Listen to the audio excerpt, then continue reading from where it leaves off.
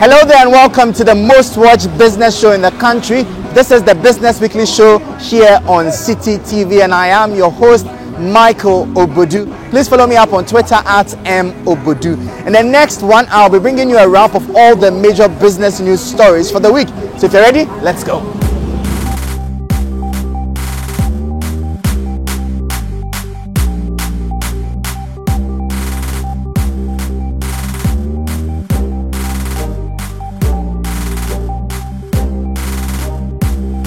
As you begin the week, you may have to review your budget on transportation because fares are finally up by 15%. For instance, if you used to pay 4 cedis 30 pesos from Medina to Seko, now you'd have to pay about 5 Ghana cedis.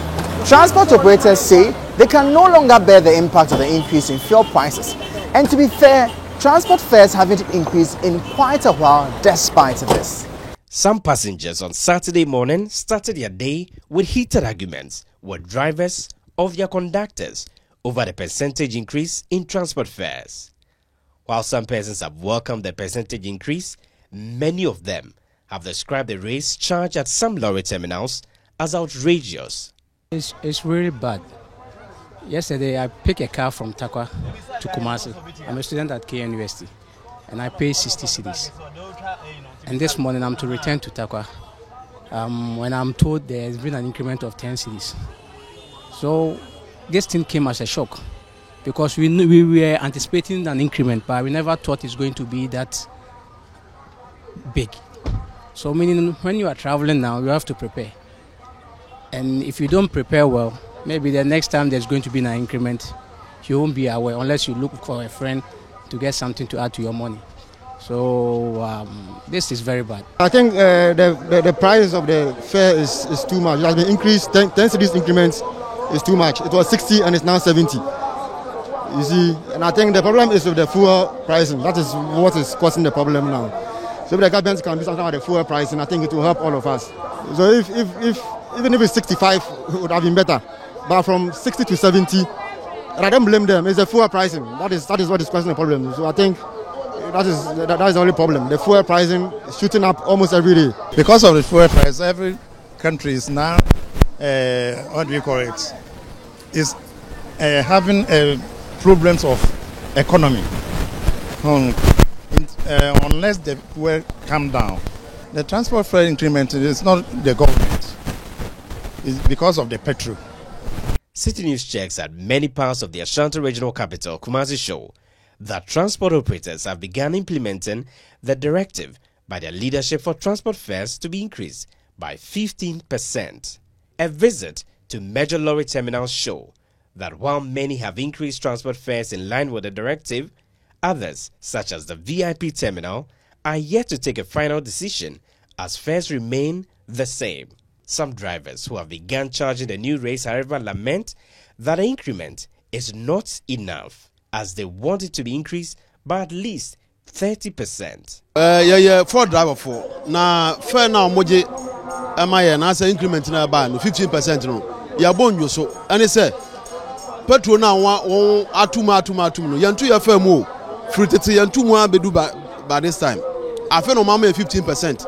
Now almost sign business 50% so cry signs so anim and I said do so no e chena pepe on besa to petrol and na pe kura we say o matum yes rempeni for lolly fare na omo say o matum no lolly fare na sua anke 30% na because we jai say yan ye load o Kumasi na ye ko Ford phone load na ye ko takwa afi Kumasi ko takwa o ma ye 7 million na wato petrol nko 6 million.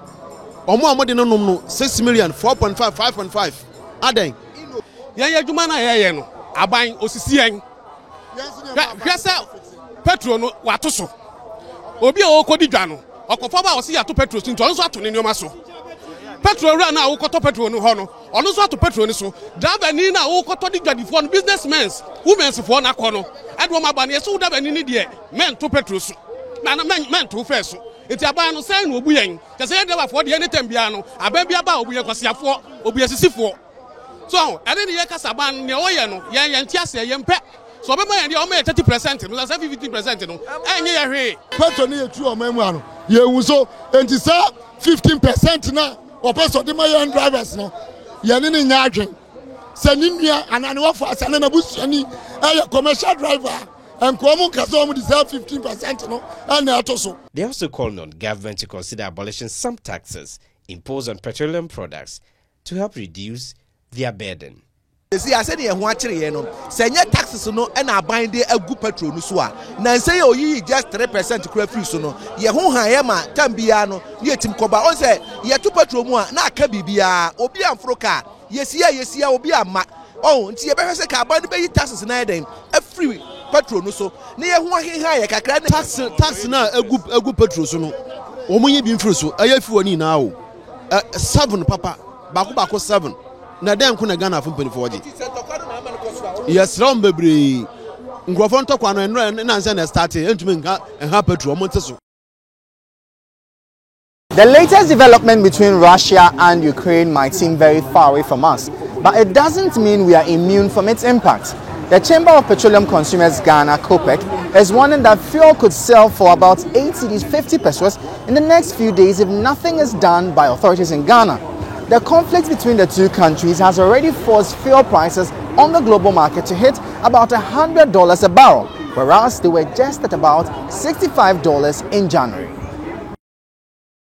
A barrel of Brent crude oil, which was going for about $66 a year ago and $78 at the start of 2022, jumped 7.3% to about $104 a barrel just before 10 a.m. GMT, the highest level since July 2014. This comes after Russian President Vladimir Putin ordered a full-scale military assault on Ukraine, prompting widespread international condemnation. News of Russia's actions led to steep falls on stock markets across Europe, with the UK's FTSE 100 index down 2.5%, and Germany's DAX index falling 3.5%. Earlier, stocks in Asia had also fallen sharply. The price of gold, which is considered a haven asset in times of uncertainty, rose 2%. Energy prices had already been soaring in recent months amid a confluence of factors, including the pandemic, limited supply, and growing tensions between Russia and Ukraine. Many analysts expect prices to rise much higher still amid fears of major disruptions to the global energy supply. Duncan Amwa, the Executive Secretary at the Chamber of Petroleum Consumers, has been speaking to City Business News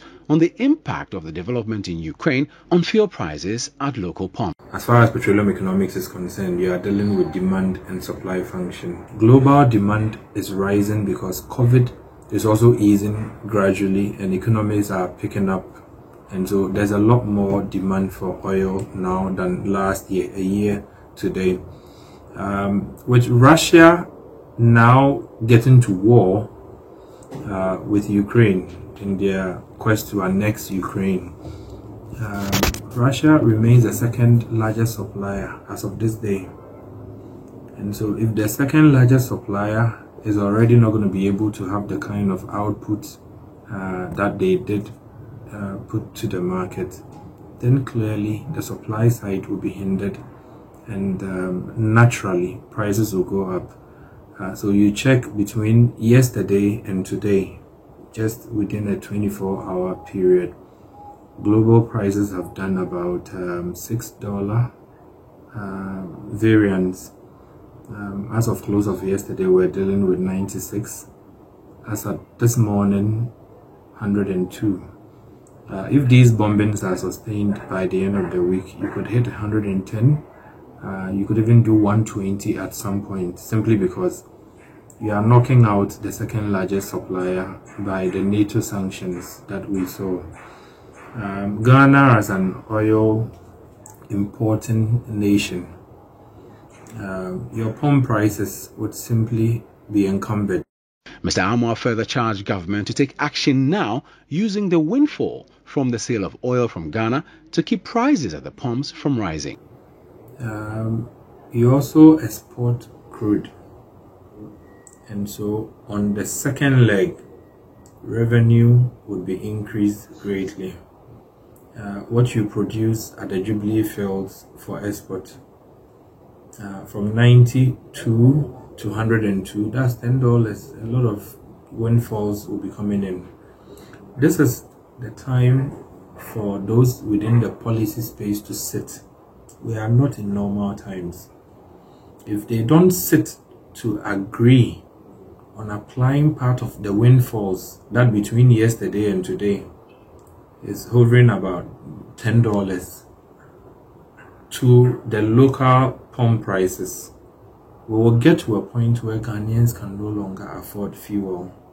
Because our projections were that by the 1st of March, fuel prices would have gone up by about 8 cedi to about 8 cedi 20 pesos. But from what we are recording as of today, 8 cedi 50 will probably be a very, conservative figure. Things could get from bad to worse, but this is where we would need leaders to show leadership, because we are not in normal time. I recently heard that Kenya has introduced electric buses into its domestic transport system. I thought the idea was commendable and wondered what the experience would be like to ride on one. But it looks like it will all be a reality soon in Ghana. The government has indicated that it has plans of piloting some gas-powered and electric-powered buses in the country. Exciting, right? Just think about how affordable the affairs would be, especially as fuel prices are skyrocketing lately. Locally, prices at the pumps have increased to almost 8 Ghana cedis after starting the year at about 6 cedis 50 pesos. Vice President Dr. Mahamudu Bawumia stated that as the world continues to grapple with the impact of the hiking fuel prices, now is the time to adopt and transition to cheaper and reliable energy alternatives to power our vehicles. Dr. Bawumia was speaking at the National Energy Transition Plan Forum under the theme, Moving Ghana Towards a Net Zero Future. If these high petroleum prices are going to be maintained, how is it going to affect our economy? Does it make sense to continue in the usage and importation of fossil fuel-driven vehicles? And this is why I'm very happy that the Ministry of Transport is already thinking ahead on these issues and going to pilot gas-driven as well as EV vehicles in Ghana very soon. And I think that is a way we have to also set our targets. We just don't want to pilot, but let's set targets for what we should be doing as a country. And I'm hoping that by the end of all the consultations with this stakeholder forum, we can come out with specific targets for Ghana to meet in this transition. And I wouldn't be surprised if we come up with, and we should come up with some targets in relation to vehicle usage, for example. Dr. Bawumia says the government plans to increase renewable and clean energy sources in the country's energy mix. We shall increase the share of modern renewable energy, wind, solar, waste energy, small and medium hydropower, and so on in the national energy mix. Government will also take steps to promote clean energy sources, including biofuels, compressed natural gas, electric hydrogen fuels, and fuels for vehicles, and provide low carbon and highly competitive energy supply to establish Ghana as an energy and e-mobility hub for the West African sub-region. Minister for Transport Kweku Ofori-Esiama is of the view that Ghana must transition quickly into using alternative energy sources or risk jeopardizing the local automobile industry. Globally, countries are responding to the call for net zero emission future. The United Kingdom, for instance, has set target aiming to achieve the net zero emission by 2050. Europe is also working towards stopping the production of diesel vehicles. They are going to stop production of diesel vehicles by 2030, and we are in 2022. We don't produce vehicles. The impression is that 8 years ahead of us, all these vehicles in Europe will be imported to our country. Spare parts will no more be produced, and we wouldn't know how we are going to use these vehicles. So the earlier we plan to embrace ourselves for the future, the better it will be for us. Thankfully, in this year, in the budget, the Ministry of Finance made a provision of $20 million for me to purchase buses. It is my expectation that half of this money will be used in purchasing gas buses, LNG gas buses, and some few electric buses for us to try and see how we can cope.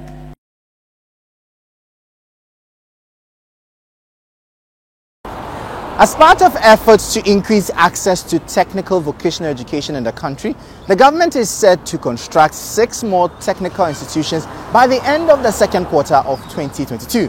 According to a Deputy Minister of Education, this is in line with the government's policy to produce skilled human resources to bridge the unemployment gap.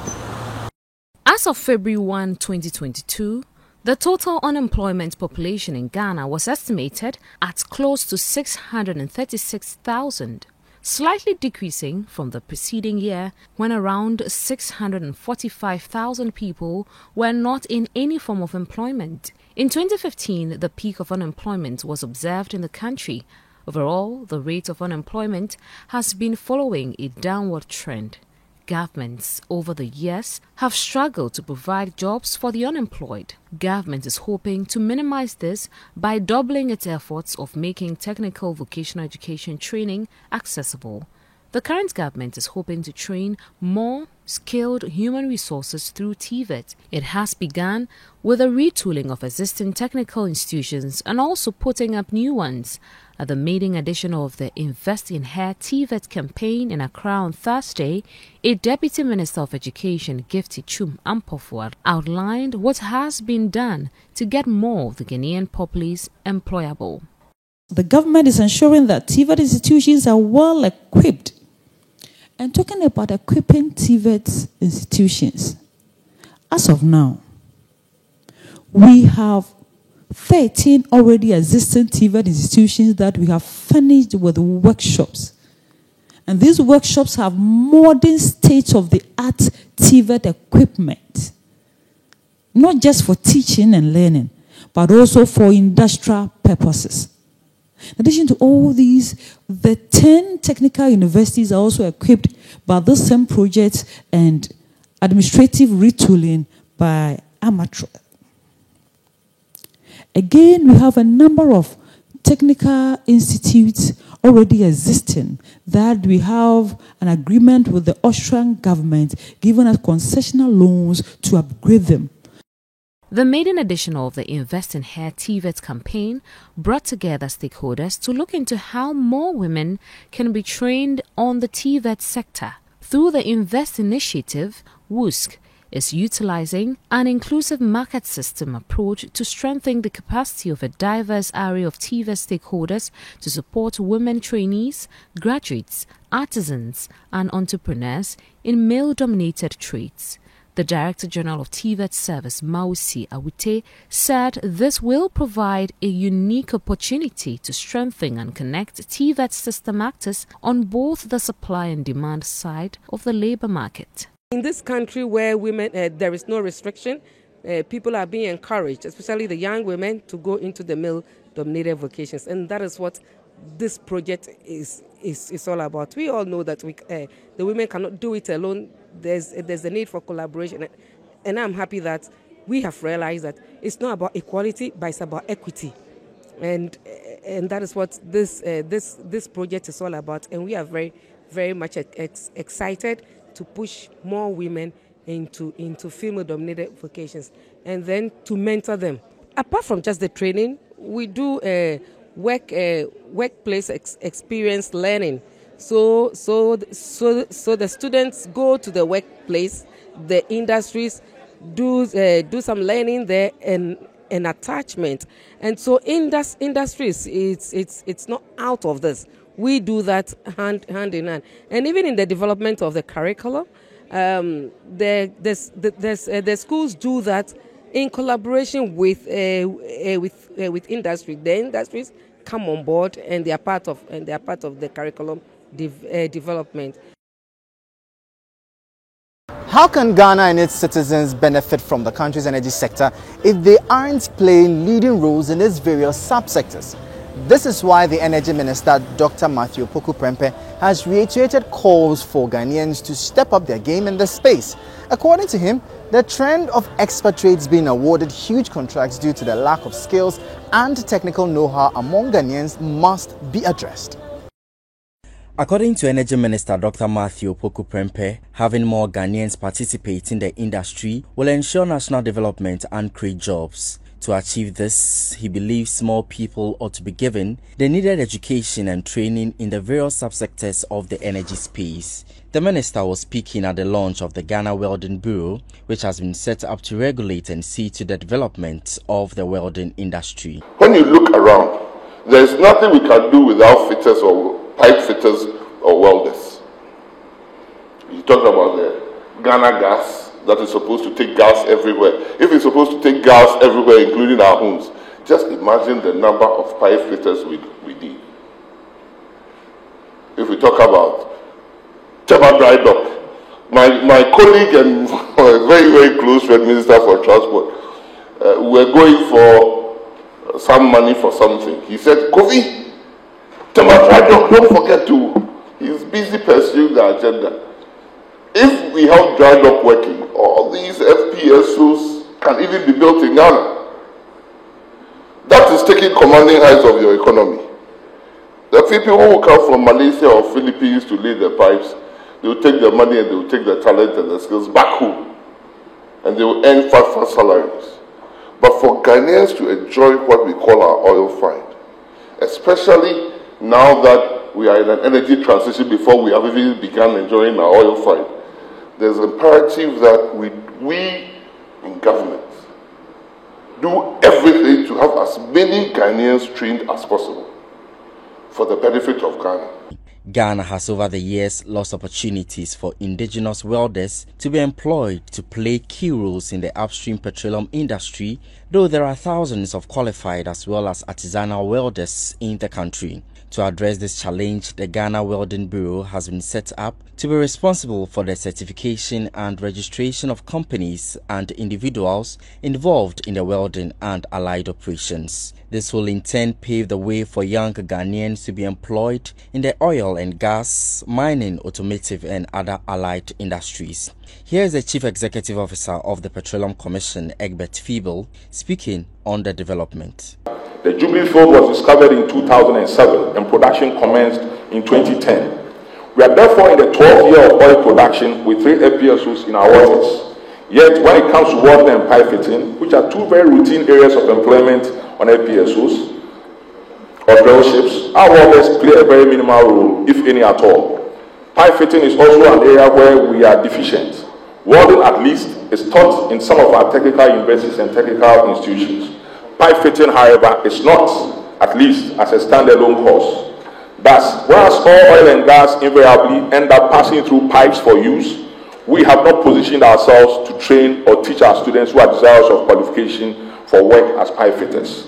The Petroleum Commission has thus resolved that pipe fitting must be introduced as a standalone course in Ghana. After months of agitation and weeks of consultations with stakeholders in the trading community on the issue of the benchmark values policy, finally the government has arrived at a conclusion. The Ghana Union of Traders Associations and the Association of Ghana Industries have been key to this conversation, as both parties have consistently been on opposing ends. But the government is confident that its latest announcement on the policy will pacify both parties.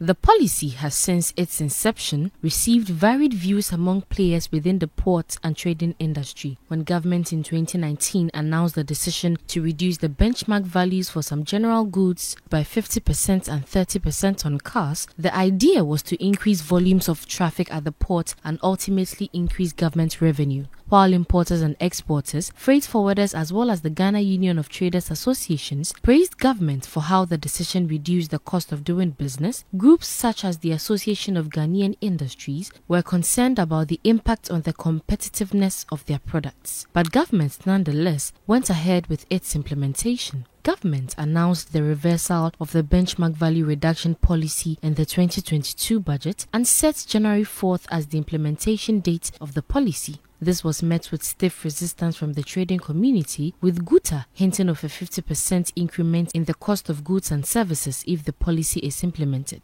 On January 4th, however, business was at a standstill at the ports as freight forwarders who had made their declarations and accepted their duties could not proceed to make payments. This led to a temporary postponement of the date to January 6th and later to January 17th for stakeholder engagements. The presidency subsequently suspended it and gave the Ghana Revenue Authority a January 17th deadline to consult on the matter. After several weeks of agitations and consultations with stakeholders in the trading community, the government has finally concluded on a 30% discount for all goods and 10% for vehicles. A Deputy Minister of Finance, Abena Osei Asare, confirmed the news to City Business News after a final meeting between the Finance Ministry and the concerned parties. As part of the engagement in all the stakeholders arriving at an amicable settlement on the reversal of the benchmark values, the Finance Minister engaged GUTA. Before that, several meetings had gone on between the Trade Ministry, GRA, and GUTA and AGI. And as part of the consensus that we have built with all the stakeholders, the reversal of the benchmark values is going to be graduated. It's not going to be a complete reversal. And then with the first phase, all goods are going to be reduced from the 50% discount to a 30% discount. The benchmark values were on two things, some selected goods and vehicles. But this time we are placing the discount on all goods, and that of vehicles from 30%, we are moving to 10%. When the Minister for Finance engaged the stakeholders today, they welcomed what government has done because they themselves realized that government has indeed listened to them, and as a result of that, government has come up with something that will best serve all parties. Abena Osei Asare is also confident that this new development will help the government and the Ghana Revenue Authority meet its revenue target for the year 2022. What I can say is that it's going to help us achieve our 80.3 billion revenue target set out in the 2022 budget. So we look forward to it, and then we'll give them all the support that they need to enable them implement it, as well as the other stakeholders to enable them be guided by what we have done, so that at the end of it all, it is Ghana that will benefit. Meanwhile, President of the Ghana Union of Traders Associations, GUTA, Dr. Joseph Obeng, says his group welcomes the new rates and will support its implementation. In the first place, we are very happy and we are very grateful to government for listening to our plea. All that we're saying is that we need to be head of also as stakeholders, and then government listening to our plea, because we have to put up a cogent argument, and then government was convinced in a way. And so they called for stakeholder engagement, for which we were very happy with. And we went there with open mind and then putting the nation at heart. At this stage, we're thinking that all of us should be compensated, AGI included, that AGI's issue should be addressed, our issue should be addressed, the consuming public also. And this is exactly what government have done, that they have given us a reasonable discount, not reversing the whole 50%, but by way of mitigating us with some good discount. And that's why we see it 30% for general goods and then 10% for cars. We cannot be entrenched all the time, and we cannot have it all.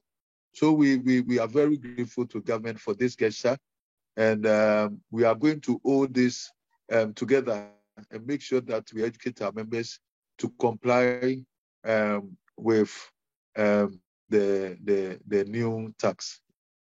Even though the move by the government on the benchmark discount policy was supposed to be a win-win situation for all, the Association of Ghana Industries, AGI, isn't budging. They still stand by their position that imports that compete with locally manufactured products must be exempted from the policy to protect local industries. A Deputy Minister of Finance, Abena Osei Asare, confirmed to City Business News that it had concluded on a 30% discount on the benchmark value for selected imported goods and 10% for vehicles. This was after a final meeting between the Finance Ministry and the concerned parties. According to the government, the decision to reduce the benchmark value from 50% to 30% for selected goods will allow for a win-win situation for all parties involved. However, the Association of Ghana Industries argues that imports that compete with locally manufactured products must be exempted from the policy as part of a cushion for local products. The Accra Regional Chairman of the Association of Ghana Industries, Chona Makwelo, spoke to City Business News. Never been part of any meeting to discuss any issue on benchmark ever since we received the government directive that government intends to hold on, and, so from that time we were yet to engage government. We've never been part of any meeting to discuss any issue that is a benchmark. Well, the AGI position has always been very clear. The issue really is not about meeting each other halfway. We're not in a traditional balance, or we're not in the business of meeting people halfway and so on. This borders on a destiny of a nation and destiny of the industrial establishments of a country. We're saying that if you look at the figures, even if you reduce it to 30%, you are still going to be incentivizing importation of finished goods to the country. So we're still calling for total reversal, and AGI feel very strongly that that's the only way we can begin to get back our industries to work, because industry is bleeding.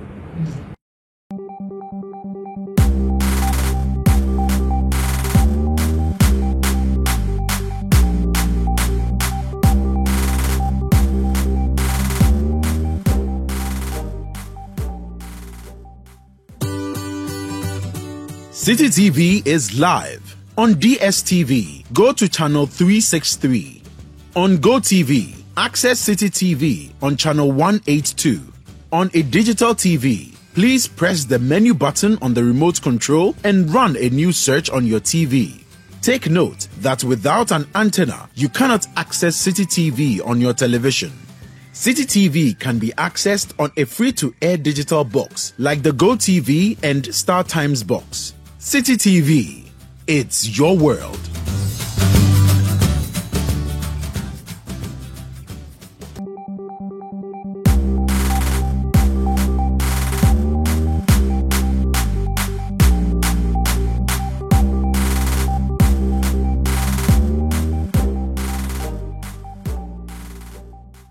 Now to cocoa processing, and the Deputy Minister for Finance, Dr. John Kumah, says the government seeks to increase Ghana's capacity by empowering the private sector. According to him, this will be done through the Ghana Cares Obatampa program. The Ghana COVID-19 Alleviation and Revitalization of Enterprises Support Ghana Cares program is the government's way of mitigating the impact of the COVID-19 pandemic on the lives and livelihoods of Ghanaians. A Deputy Minister for Finance, Dr. John Kumah, believes providing the private sector with the needed resources under the program can help increase Ghana's cocoa processing capacity. He was speaking during Chocolatorium Business Summit organized by the Ghana Tourism Authority as part of the National Chocolate Week celebrations. The current national installed cocoa processing capacity is around 544,000 tons, indicating underutilization of some factories. If you add what our artisanal producers are also doing, then the need for strategic focus becomes clearer. And I'm happy to indicate that the Ghana Cares program is ready to partner our local producers so that we can increase your capacity to compete. Our President, His Excellency the President Nana Addo Dankwa Akufo-Addo, served notice 2 years ago when he told our audience in Switzerland that there can be no future prosperity for the Ghanaian people if this way of doing things continue. Today's event is also being held under the Ghana Cares program, Speaking to the media on the sidelines of the event, Chief Executive Officer of the Ghana Investment Promotion Center, Yofi Grant, stated that cocoa value addition had the potential to increase Ghana's cocoa earnings by 1,000%. I mean, Ghana is a major producer, the second largest producer of cocoa beans in the world, of which we export. And every year we only make about some 2-3 billion out of it.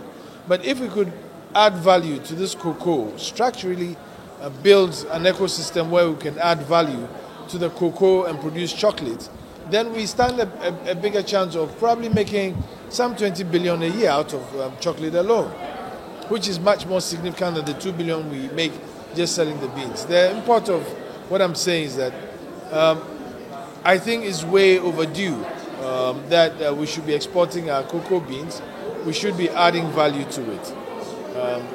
And I did say that the cocoa, selling the beans alone every year gives us only some 2 billion. Between Ghana and Cote d'Ivoire, maybe a top 6 to 8 billion a year.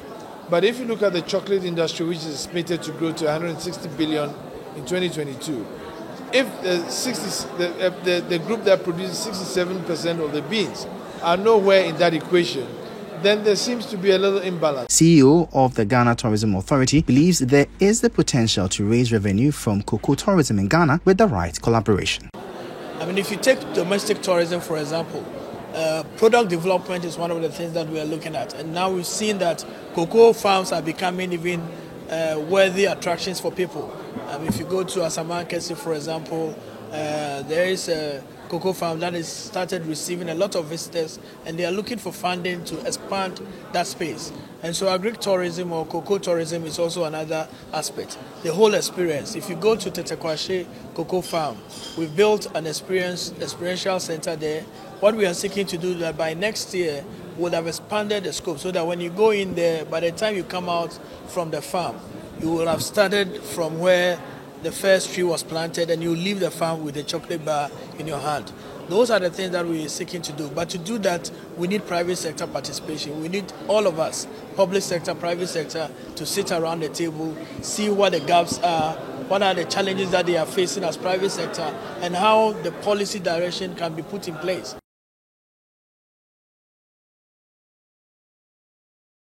Clearance inspection agencies, which were barred from operating at the nation's ports by the government in 2018, have managed to return to the ports on the blind side of the government. This illegal move was taking place as a result of the inability of the authorized regulatory agencies to sufficiently cover the duties of these ejected bodies.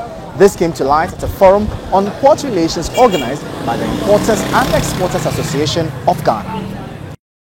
In 2018, government reduced the number of agencies to undertake joint inspections at Ghana's ports from 16 to 3. According to government, the move was part of efforts to enhance efficiency at the country's ports and also reduce clearing time. The move, combined with the implementation of the paperless system, came in handy for importers who in some cases spend so much time clearing goods at the ports.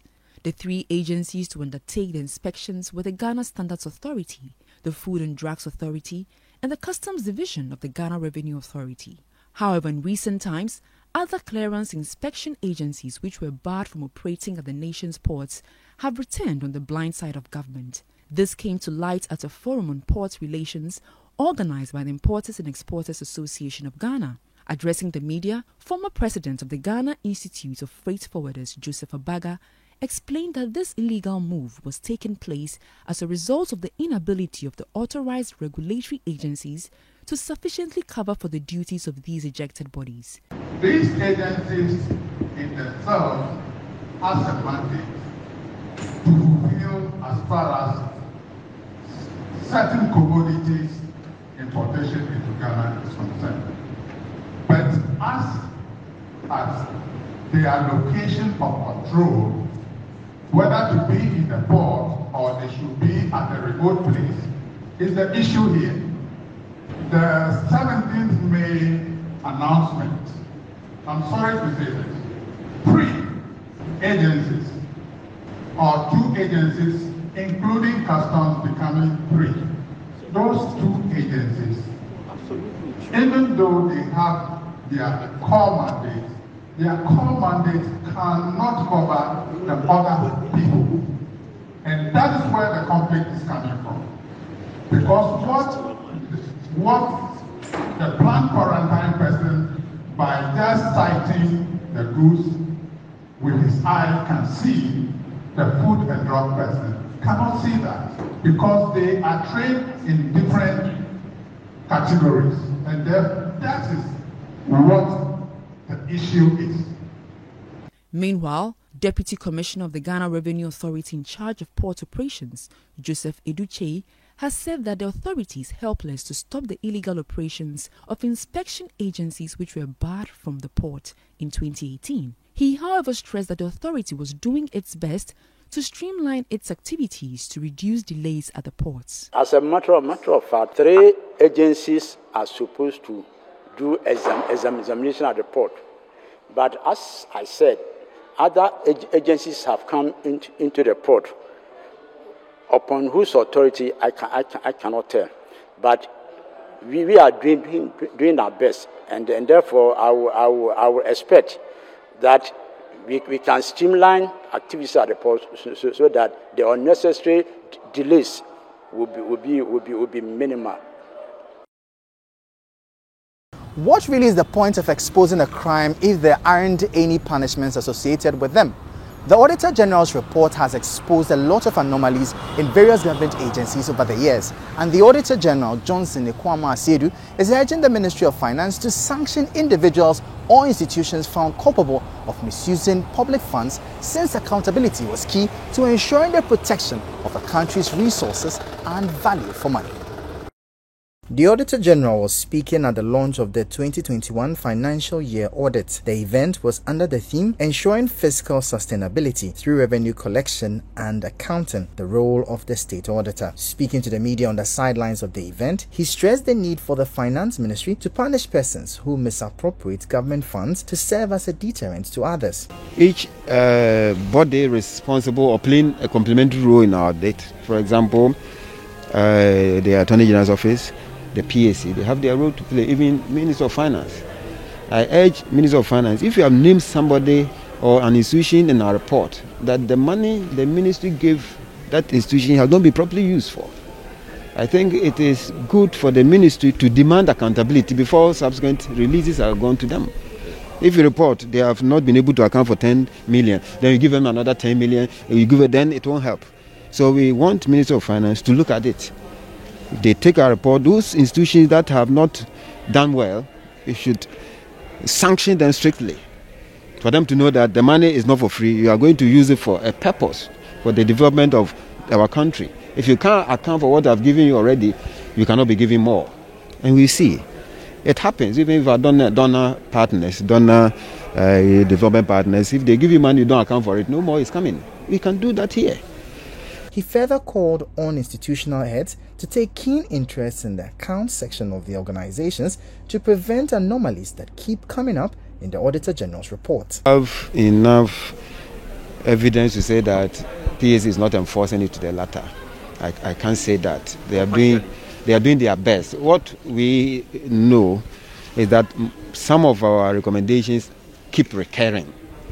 And those recommendations that keep recurring are administrative lapses, including lack of supervision, of management, of the entities. These are the teething challenges. And because we report on an issue, nothing is done about it immediately, I mean, there's no incentive for correcting it. That's they keep on doing it. So if you go through our reports, page by page, you see that majority of the irregularities we found out was lack of management supervision over activities going on in the entities. Speaking at the same event, the Deputy Minister for Finance, Abena Osei-Asare, stressed the government's commitment towards improving the work of the audit service. The Ministry of Finance on its part is also working with the Internal Audit Agency to strengthen the work of internal auditors and ensure that internal controls are improved in public institutions to prevent the occurrence of audit irregularities. Prof. Chairman, a great effort is underway by government to restructure the Internal Audit Agency into an internal audit service through a proposal to amend its acts to strengthen its functions across all ministries, departments, and agencies, MDAs. The proposal will be tabled before Cabinet soon. This initiative is aimed at providing the needed independence and adequate resources and technical capacity to enable the internal audit play its role in public financial management reforms. Again, the Internal Audit Agency, in collaboration with the Ministry of Finance, have commenced a name and shame measure by which names of MDAs not complying with key accountability requirements in the Public Financial Management Act are published in the media to enforce compliance with the law and ensure effective accountability by public institutions. We head to the Ashanti region where some forex bureaus are lamenting their difficulty in getting access to foreign currencies. This is making business very challenging for them, and some can barely make ends meet. For members of the Ghana Union of Traders Associations, GUTA, in the region, they have been compelled by the situation to resort to the black market, which have higher rates. Many business owners, particularly importers, have in recent times lamented about the high rate of depreciation of the Ghana cedi as against other major trading currencies. The situation appears to be more worrying for them, as they say it is very difficult to have access to currencies at the prevailing rates as advertised on the Bank of Ghana website, since they are way higher at the commercial banks or at the forex bureaus. City News checks at some major forex bureau companies in Kumasi show that many are struggling to have access to major trading currencies, a situation which is negatively affecting their operations. One of the owners of the forex bureau companies who spoke to City News on condition of anonymity says, due to the situation, they are unable to pay the salaries of their workers. Those in Europe are also suffering, and they don't even come home. So Bank of Ghana, they don't source any foreign exchange for us. We have to sit down and wait somebody to come all the way from 10,000 kilometers to bring out $50 and get all these dollars and give to any Ghanaian who travel outside Ghana to go and buy his goods. So in case, and the law says if you are traveling from Ghana, you have to hold about $10,000. We don't even get the $10,000 and give it to them. The forex bureau, they are there. They don't work. That's the problem. And even to pay your salary and your workers is another issue. Because we only find our way. We even spend all our capital to pay our workers and light bills and whatever. The limited access to international trading currencies at the commercial banks and the forex bureaus also means that people are left with no other option than getting it from individuals who exchange currencies illegally at higher rates. One of those who engage in the illegal exchange, which is popularly known as black market, has been speaking to City News on the current rates. $1 6 cedi, 90 pesos. What the bar? All the bar. Until over to Overton 7 cedi, $1. Now, Oko Bank of Ghana website, any other banks on the website, I'm going to say a 6.4 Oh, boy. One money January or the dollar about money spent for Belgium. Because we in the Bank of Ghana. You know, system. Uko dollar, Uko Bank Ghana, $1 magazine dollar. Dollar now buying the money, I want to coin. Members of the Ghana Union of Traders Association, GUTA, are among those who usually buy currencies in order to import their goods. With COVID-19 still having a toll on their businesses in various forms, they say the current rate of depreciation of the Ghana cedi as against major trading currencies has made their situation much worse. Anthony Opon is the Ashanti Regional Chairman of GUTA. It's affecting us so much because, as we all know, our businesses all depend on importations. Most of the goods that our traders deal with them are all imported from our side. So now with the increase in the rate, it's affecting everything, the importation and already the general increases of prices worldwide, coupled with the fact that businesses is not moving because of the effect of the COVID on the economy, is really affecting our businesses, and businesses are under pressure now. GUTA members, the forex bureau companies, and those at the black market are thus calling on government and other relevant stakeholders to put measures in place to stabilize the Ghana cedi to improve the ease of doing business. We are pleading with the government to do something, working on it, something that will work. At least if it's not going to move from where we are now, they should do something to stabilize it. Because, like I'm saying, last month, I exchanged at 5.765. That was the last exchange rate transfer that I did, the rate I got when I did the last transfer. And today, I'm exchanging around 7.0. Look at the difference. As a Ghanaian, we need to come together. I think both our leaders, in respect of your party, we need to call all the expertise to come together and mold a system that will help us and how we can solve this small problem about the currency issue. Kamila say Bank of Ghana no. Sa buy more $1 now. We turn government rate. Am I individual? They say bank. Say am I? We can say 6.4. Or say sana wona wo say we dey attend say 6.4. Na 6.4 obi akoba come here 6.4. So okaba black ba beto. The World Bank has announced plans to support Ghana's economic recovery plan with $4.5 billion. The support forms part of a new 5-year country partnership framework for Ghana from 2022 to 2026.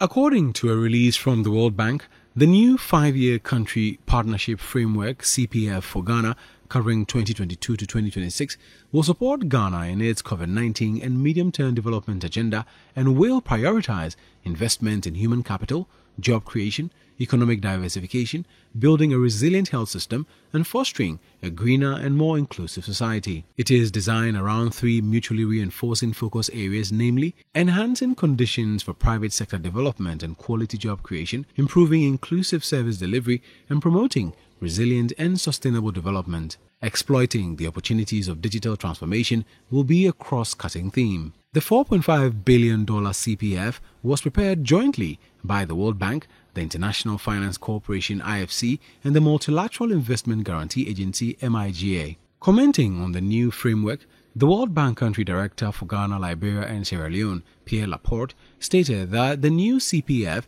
is aligned with Ghana's coordinated program of economic and social development policies and will support the government of Ghana in creating a competitive environment for the private sector to flourish and play a greater role in job creation, particularly for the youth.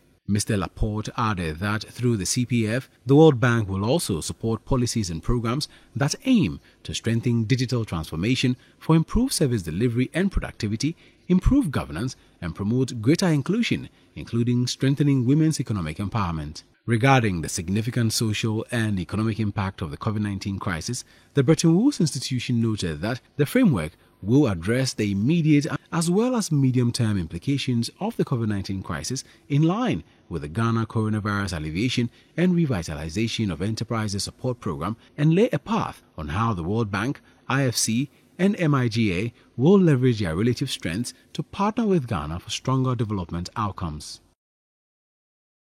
Despite the presence of many insurance companies in the country, insurance penetration is still very low. The Commissioner for the National Insurance Commission, Dr. Justice Yaw Ofori, has indicated that by the end of the year, a 5-year strategic plan will be rolled out to help increase insurance coverage in Ghana. He is, however, admonishing the public to do thorough background checks before they purchase insurance policies. The day's workshop was to empower media practitioners in Sunyani on key policies guiding Ghana's insurance sector. Currently, about 44% of Ghana's working population, formal and informal, is on one insurance policy or the other. Ghana comes second after South Africa on the African continent in terms of insurance coverage. Dr. Justice Yaw Ofori, speaking at the workshop, disclosed that another 5-year strategic plan will be rolled out by the end of the year to help increase insurance coverage from the current 44%. We have a strategic plan when we took office to actually help with the insurance penetration. A 5-year strategic plan. It's ending this year. So after this year, before the end of the year, we'll come up with another strategic plan. Now, that 5-year strategic plan took into account some of the things we are doing right now. Gone are the days when there was no commissioner visiting, we didn't have branch offices, because if we want our presence to be felt, it means that we have to put people on the ground. So we started with having expanding our network to the all 10 regions. We also embarked on public education, just like we are doing right now. We also provided, actually we've trained 10,000 insurance agents. The program, we did it through the Ghana Insurance College, nationwide. All these things, we believe that as people are appreciating insurance, it will encourage them to explain it to their family and then also buy more insurance. We've also come up with a new insurance act that came in last year, in which we have some insurances which are compulsory, like marine, fire. We've tightened them so that we have some insurance that will actually shoot up the penetration. Dr. Ofori admonished Ghanaians to embrace insurance because it is a surest way to secure their future. He also called on prospective Ghanaians who want to enroll onto various insurance policies to do a background checks before they start such policies. The idea behind insurance is to actually provide some kind of protection. As human beings, we have risk all over us. Even from our offices or our homes to this place, we went through some risk. Sleeping at night, you go through some risk before you wake up. Even your own health, there's a risk. People sleep, they get heart attack. People sleep, they die. All these things need some kind of protection, and that is why insurance comes in. You have a house, it catches fire. So everything that we do in our lives, risk is part of it. The vehicle in which you sat in before you got here, you went through some risk. We regulate a lot of companies, and I'm not saying that everybody is good and everybody is bad, but I'm sure you get some referrals. I want to go to company A. What is their claims record? I mean, ask somebody. You getting me? You do your due diligence. But my advice to you is that always don't go for the cheapest. You have car insurance, as we said, the minimum premium is 327. And you go and somebody tells you, I'll give you premium, I'll give you insurance for 200 cedis. And you believe the guy, you'll be getting counterfeit.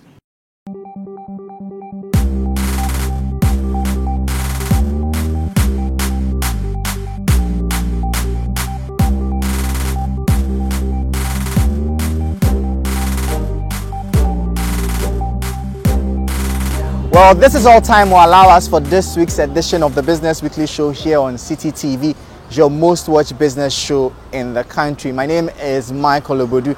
Please hit me up on Twitter at @mobodu, and please, as you go about, be very patient with the Trotro mates as they implement the new transfer fares. But anyway, the business dashboard is there for you for regular business news updates on TV, and our website citybusinessnews.com. Catch you same time next week. Stay safe, stay informed. Bye bye.